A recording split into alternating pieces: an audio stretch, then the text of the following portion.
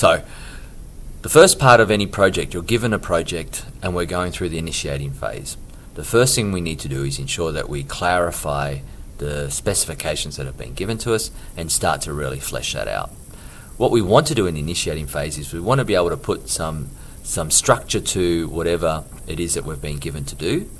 We want to be able to work some detail into that, and then we want to make sure that the project sponsor signs it off so that we're both in sync, both being the project sponsor and the project manager, we're both in sync with how we're going forward with the project. So the initiating phase is the first step of any project. It's generally where you take the vision or goal and you make it into some type of structured strategy or plan.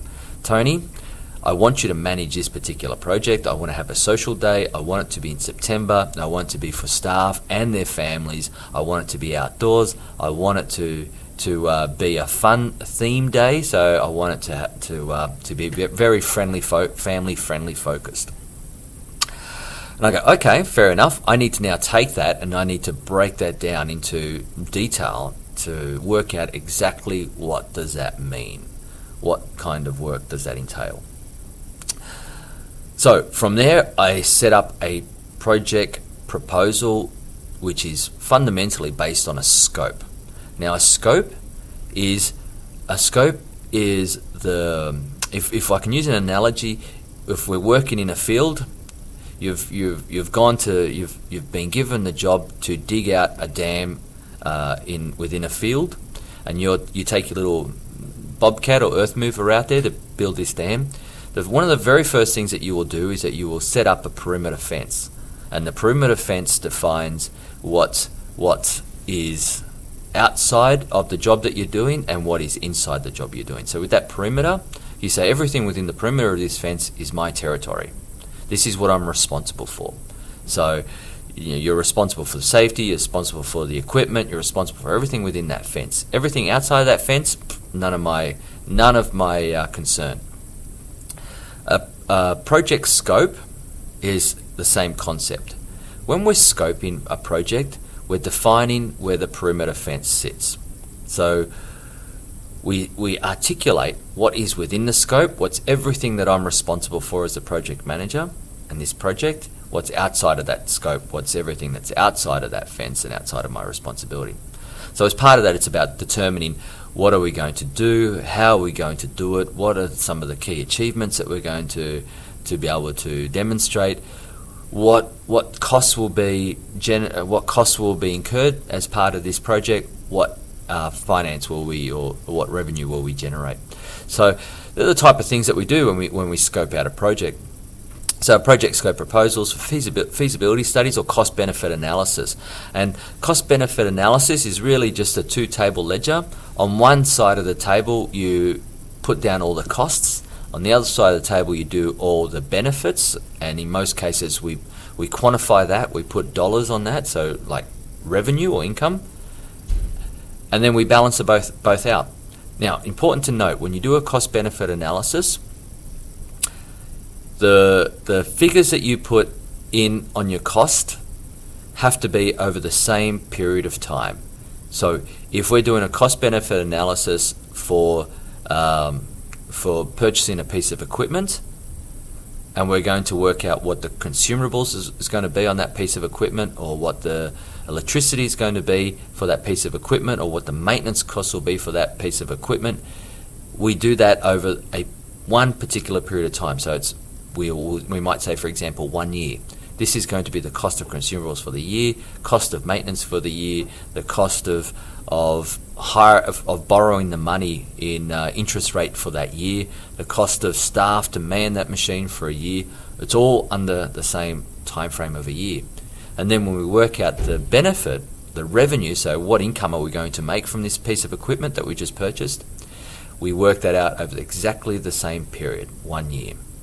So it doesn't have to be 1 year, but it has to be consistent the same. So if we do it over a week, it's the cost for a week, the revenue for a week, the cost for a week. If it's over the period of the machine, if the machine's got a 5-year life period, we do all the costs for 5 years, we do all the revenue for 5 years. So we do the same time period. That way we're comparing apples for apples. By thoroughly measuring the viability of the project and by prudently analysing the elements of a scoping proposal, you ensure that you have the best possible accurate picture in which to make a decision about the project's merit. So before we go any further, we can say, yep, we know exactly what's involved, and we're not going in with our eyes closed, but with our eyes wide open. And that, of course, is going to eliminate time wasting or any valuable resources, wastage of valuable resources later on. So at the commencement of the project, we want to set up a project scope, or we want to be able to get some type of parameter. So a project, the scope, as I said, defines the boundaries of what's in and what's out.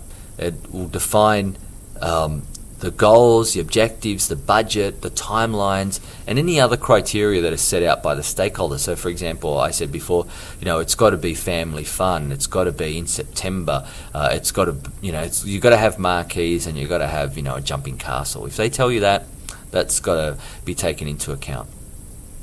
And the scope is also, we can expand on a scope and we can incorporate it as part of the project initiating documentation, or the PID. The PID is generally the term that we use to refer to all the critical elements within the initiating phase.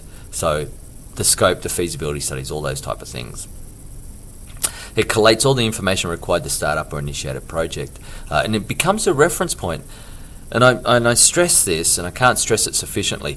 The PID, or the scope, becomes the basis by which the whole project is managed as you go through. So your PID, because it outlines what the objectives are, what the goals are, what the standards are that you're going to get your sponsor to sign off on, you're constantly going to be calibrating back to that through the whole project to ensure that you're continually on track to meet those things, that you haven't gone off track, or if they do go off track, that you're getting that rectified.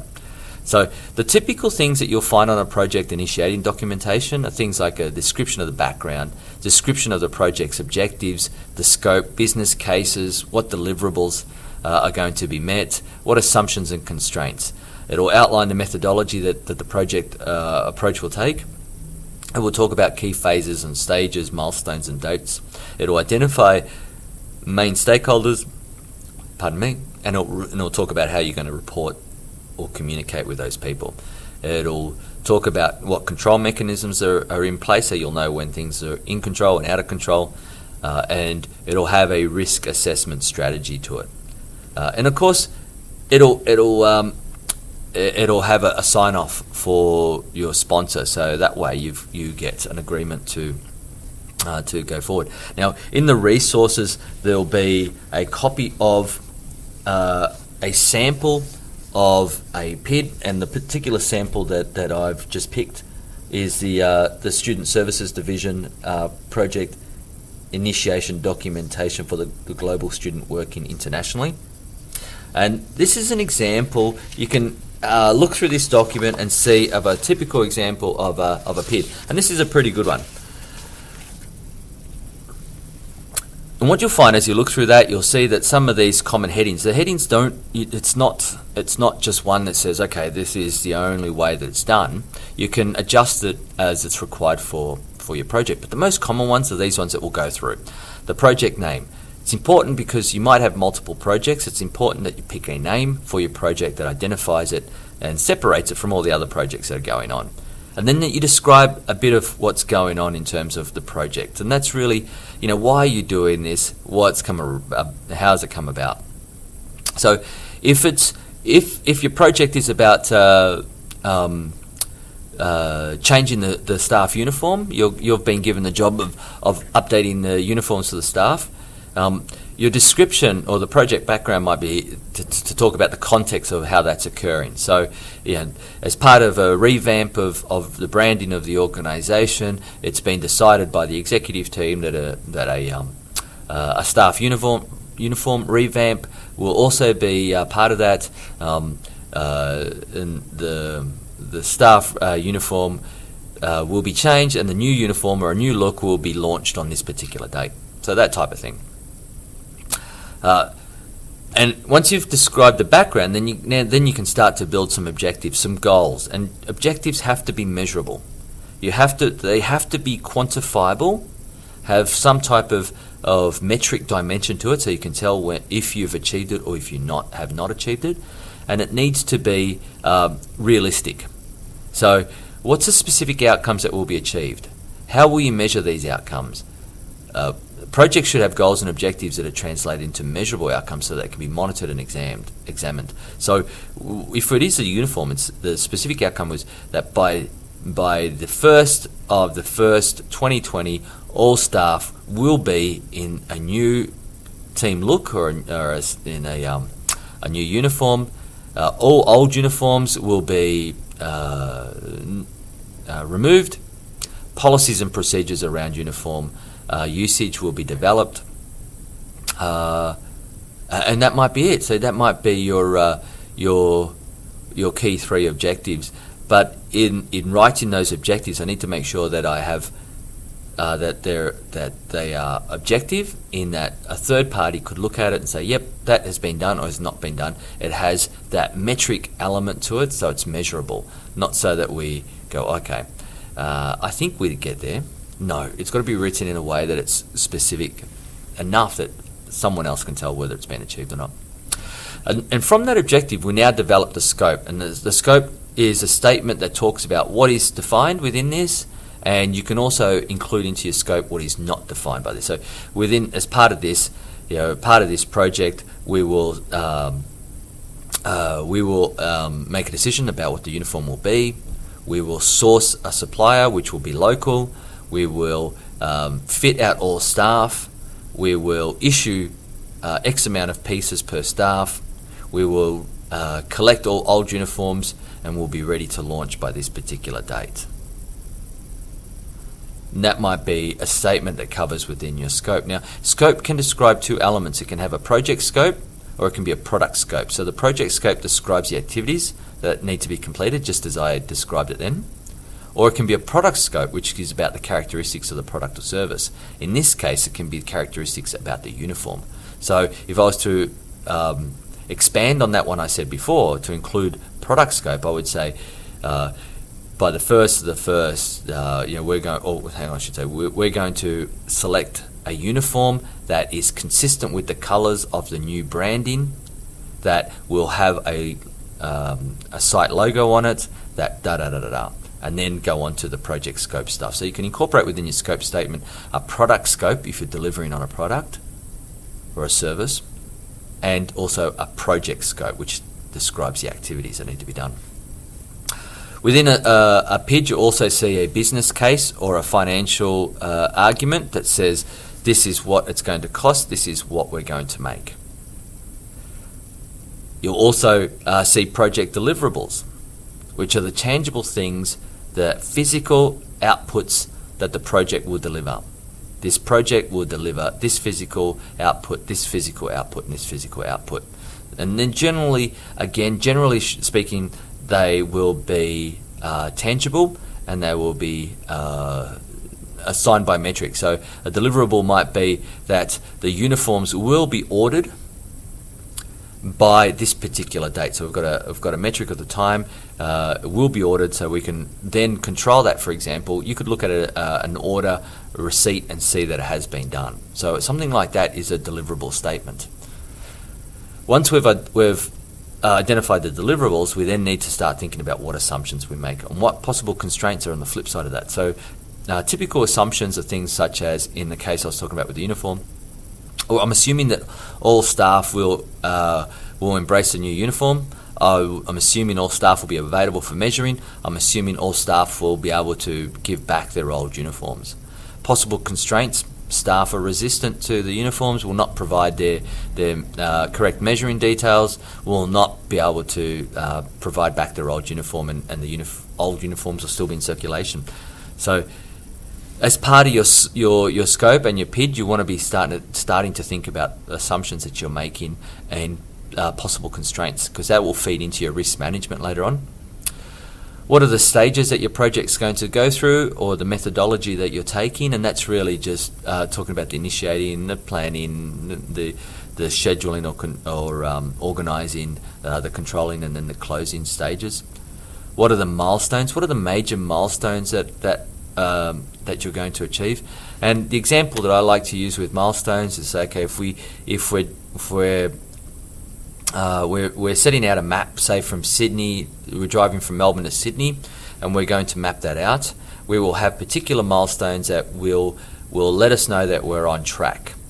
So we will say we'll leave Melbourne and we're going to get to Wangaratta, for example, in 2 hours' time. And then once we get to Wangaratta, we're going to get to Wodonga, and that'll be in another hour. So that's 3 hours from the time we leave Melbourne. And then in 10 minutes, we're going to go through Albury.